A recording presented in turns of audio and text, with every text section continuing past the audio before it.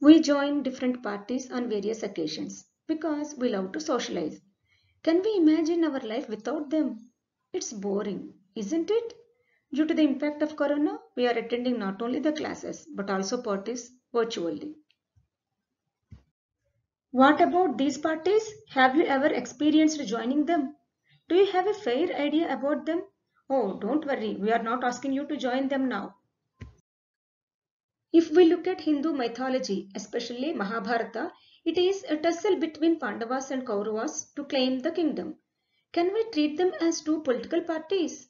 In order to answer the question, first you have to know what a political party is and what does it do. So here we are to discuss about one of the most visible institutions in a democracy, political parties. To begin with the end in mind, let us see what our objectives are for the week. If you can recall, we are starting each and every topic with a questioning tag why. Why do we need to define democracy? Why democracy? Why do we need elections? Now, why do we need political parties? The next objective is to understand national parties and state parties. And then broadly, we are trying to comprehend the nature and working of political parties in India. Like any institution, political parties too face many challenges. What are they? How can parties be reformed? Let us see the objectives of this particular video. We are defining what a political party is. We will see what components make a political party. Then we will go with its functions. And we will end this session with an understanding of the need for political parties. Before we start our main course, are you not hungry for the appetizers? Here you go. Your time starts now.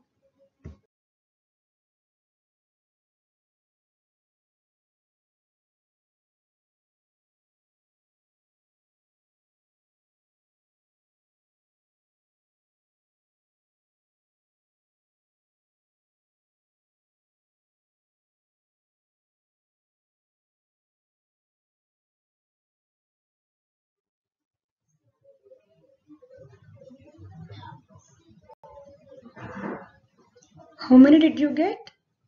Are we set for the class now? Let us start our main course by discussing about the political parties. In India, it is very hard to see people who do not lean towards any political party. It is especially true for rural India.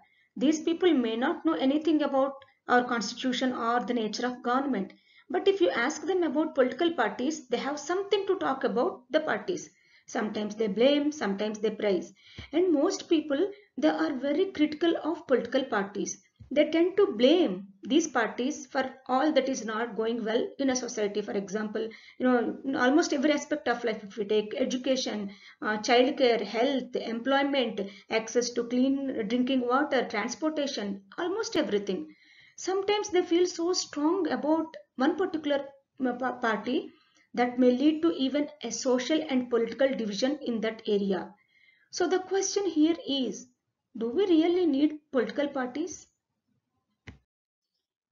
If you check history, there were only a few countries with political parties 100 years back. But now, there are hardly any countries without these political parties.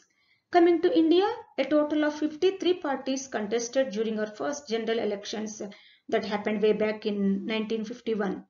Since our independence, political parties in India have grown many folds, up by, hold your breath, about 780%, from a handful of 54 parties in 1950 to 475 parties in 2014. If you look at the given table, there you can see 2000 and odd political parties that have registered with Election Commission of India. Just to make you think, I will ask you a question. Why do we have thousands of private schools, be it in Andhra Pradesh, Telangana or Karnataka? Because we need them, as government cannot take care of the education of millions of children. Similarly, what did the whopping 2293 number of political parties indicate? It shows us that we need them. What for? You will come to know. But before trying to understand why we need them, let us first understand meaning and functions of a political party. What is a political party? It is a group of people who come together to do what? To contest in elections. For what? Obviously, to hold power in the government. If the party is already there in the power, it wants to retain it, whereas the opposition wants to get the power. Last year, 2019 general elections, NDA, it fought to retain its power, whereas Congress and other opposition parties, they fought to make a comeback. And the members of a party agree on some policies and programs that align with their ideology. What is an ideology? In simple words, you can think of it as the vision of the party to have a common understanding of what is good for the society and how to achieve it through their common belief system. Regarding different ideologies followed by our political parties, you will get to know in our second session. These policies are for the society with a view to promote the collective good. Hence, every party is coming up with its own plan to benefit the society. So, if everybody is having more or less the same plan, what is the challenge for the political parties? Persuading people in making them believe that their policies are better than others. Why should they persuade people? See, here you can take the example of our student council elections. The candidates who are contesting for different posts, what do? They come to your classes, they explain about their plans.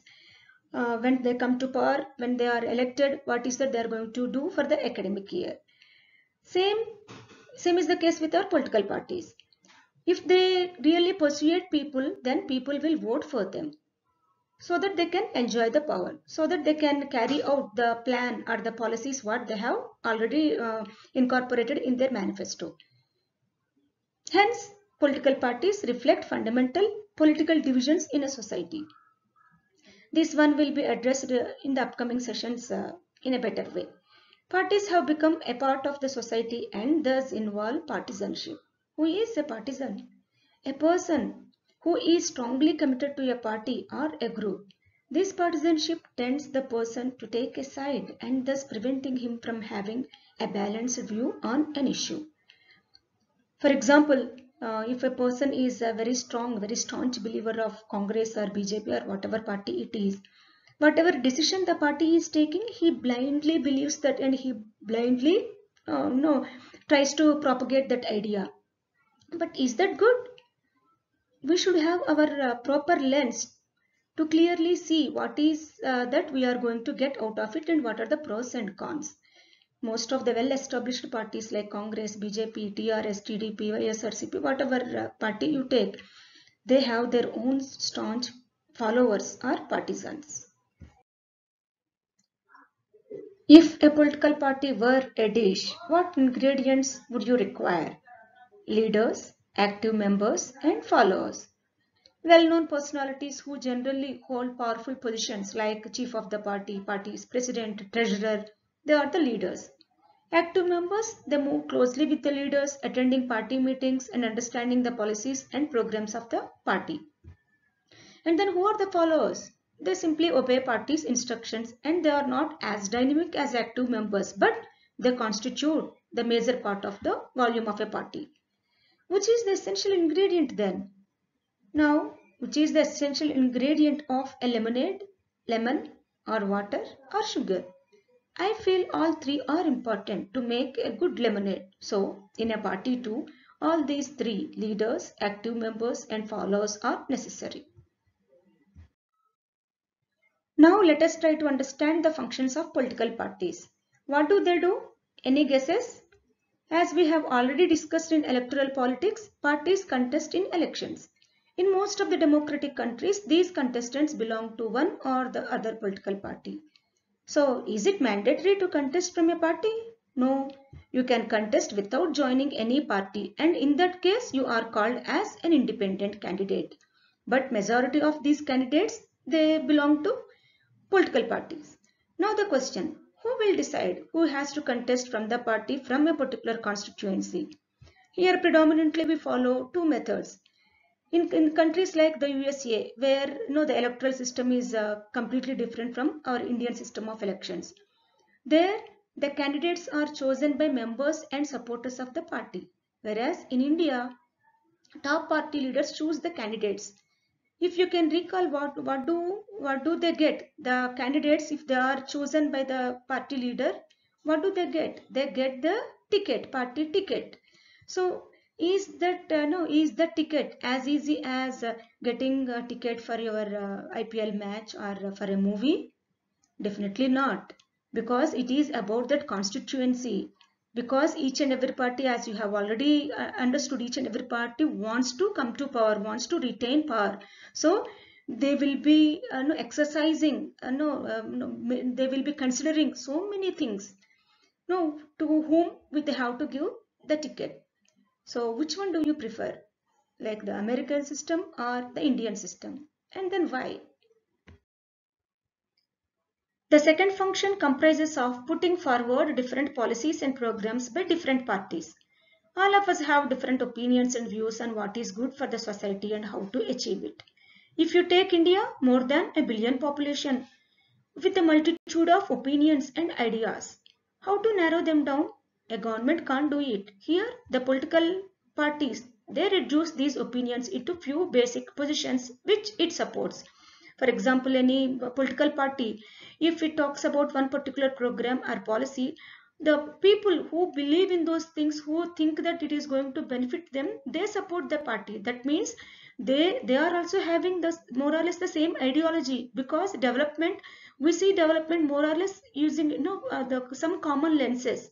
So in that way, political parties, they are able to narrow down these opinions, and once they freeze, they are going to follow if they come to power.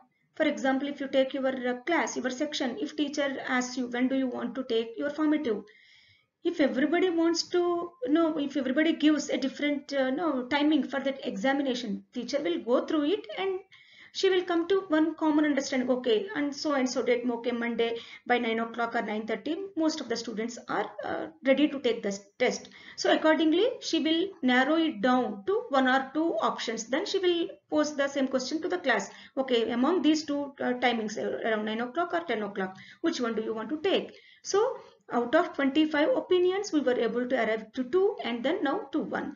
More or less the same way political parties are narrowing down the opinions of our people. The third function is playing a decisive role in forming laws for a country. Who are making these laws? The ruling party. In the ruling party, even though the members have different personal opinions sometimes about any issue at the hand, they go by the direction of the leadership. For example, Triple Talaq, Citizenship Amendment Act. Some of the party members might have had different opinion, but still they went by the ruling party's decision. Coming to the fourth one, parties form and run governments. Again, it is the function of the ruling party. Once the government is formed by the party that won the majority of the seats, it has to run it. The major decisions are taken by the political executives like the minister. For example, if you take no Telangana, KTR, he is the minister for IT, commerce and industries. Like that, the chief minister, he appoints, same is the case with Karnataka, Yediyurappa. He appoints different ministers for different portfolios, and they become the political executives to run the government. You know it very well. The parties that lose elections, they form the opposition. What is their role? They check the functioning of the ruling party, and most of the time the opposition, it criticizes the ruling party for its failures and wrong policies. Parties shape public opinion. The best example we can give here is the movement launched by Anna Hazare in 2011 against corruption. Lakhs of people supported the movement, and it gave birth to Aam Aadmi Party also. It is true, especially in rural areas, because people find it easy to approach their local MLA than the government officer to avail any government schemes. Actually, we have already answered this question. If you list down the functions of political parties, automatically we will come to know their necessity. To discuss it further, just imagine there are no political parties, but elections are there. Then all candidates, they will become independent candidates. Then how is it possible for the people to follow their manifestos or their policies? How can you ask for the accountability? So the first point is to add accountability to the elected candidates, we need a political party. If somebody has promised so and so from X party, so definitely people will be knowing, okay, this party has promised this one, so they will be approaching that particular party. And coming to the next point, we need an agency. As we have already discussed, there are different views on various issues. So in order to present these many views to the government, we need one agency or one body or one channel. That channel or that body is called as a political party. We need a support mechanism to encourage government if it is doing good, to check its functioning if it is not taking right decisions. So in the form of opposition party, ruling party, we require political parties. So in a democracy, we require political parties. Do you agree with that statement?